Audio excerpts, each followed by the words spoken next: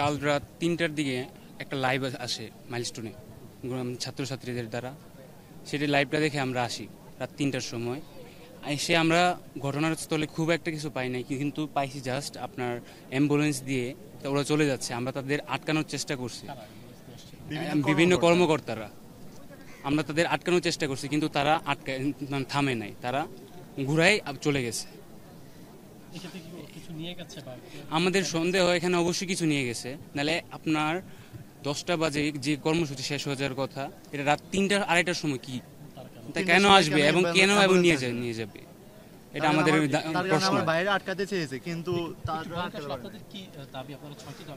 আচ্ছা, আমাদের 6টি দাবি আমি ও এবং হচ্ছে আমাদের যে বন্ধু মাহি আছে, এরা আমরা 3জনই মিলে বলতে চাচ্ছিলাম।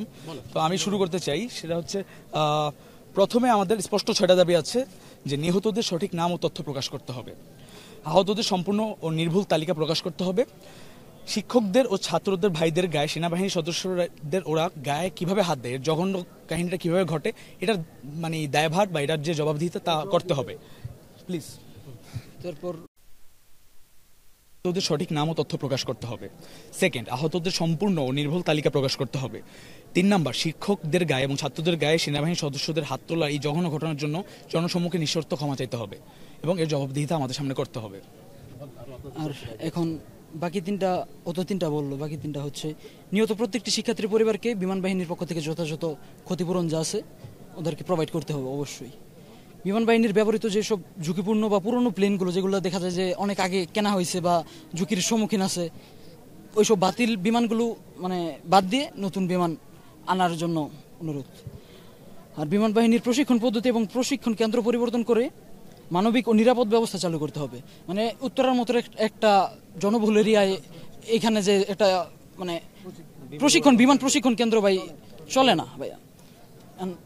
যে কোনো অ্যাক্সিডেন্ট হতেই পারে, এই যে বাই চান্স একটা অ্যাক্সিডেন্ট হলো, এই জনবহুল এরিয়ায় অ্যাক্সিডেন্ট হলে মানুষ মারাই যাবে। তো আমরা চাচ্ছি এটা যাতে পরিবর্তন করা হয় আর কি। কিভাবে ঘটনাটা ঘটলো, কি চিত্র বলবেন আমাকে? স্পটে যখন ছিল মেবি 10 থেকে 15 মিনিট পরে স্কুলটা ছুটি হয়ে যেত, তখন এই 10-15 মিনিট আগে যে দেখা গেল যারা ছিল আর কি ঘটনাস্থলে, আমি তো ছিলাম না, যারা ছিল ওরা বলল যে বিমানটাকে নিয়ে হঠাৎ করে দেখছে আসছে, এসে একদম যে 7 নম্বর বিল্ডিংয়ের উপর দিয়ে এসে ক্র্যাশ করছে একবারে বিল্ডিংয়ের মধ্যে। তখন তো বিমান তো জ্বালানি ছিলই, আগুন দগ্ধ হয়। মূলত বিমানে যতটুকু মানুষ মারা যায় তার থেকে বেশি মারা যায় দগ্ধ হয়ে, আগুনে দগ্ধ হয়ে।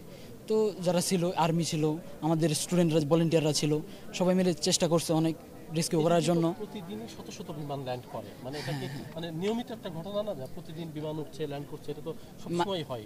মাইলস্টোনের শিক্ষার্থীরা ভাইয়া আগে বিমান দেখলে হয়তো বা ভাল লাগতো, উৎসুক ভাল লাগতো, যে ওরা ভিডিও করতো বা মনে হইতো আমাদের ক্যাম্পাসের উপর দিয়ে বিমান যাচ্ছে, আমাদের একটা খুব ভাল লাগতো। আর এখন আমাদের বিমান দেখলে ভাইয়া ভয় করে যে আবার কোন সময় আমরা কোন দুর্ঘটনার সম্মুখীন হই, আমাদের ভিতরে ভীতি কাজ করে। এখন এমিরেটসের মতো বিমান যারা চালায় আর এরকম প্রশিক্ষণ যারা মানে প্রশিক্ষণ নেয়, দুটা কিন্তু এক না, এটাই। আর মাহি এবং লাস্টে কিছু কথা বলতে চাই। বিমান তো রেগুলারই যাচ্ছে, মানে হঠাৎ করে চিত্রটা বদলে গেল না, মানে একটা আগে ছিল একটা ফ্যান্টাসি, এখন আসলে এই এখন প্লেন গেলে আমাদের ভয় করবে যে এখন যদি কিছু হয়, এই ভয়টা এখন থেকে আমাদের মানে সবার মনেই, যারা মাইলস্টোনের ছাত্র সবাই কাজ করবে। এখন প্লেনগুলো দেখলে আমাদের মনে একটা ভীতি জন্ম হয়, আবার যদি আমরা একটা বিপদে পড়ি, আমার ভাইরা যদি আবার দগ্ধ হয়, আবার যদি বিপদে পড়ে, এখন আমাদের ভিতরে এই ভীতিটা মানে জন্ম নিয়েছে এই ঘটনার পর থেকে।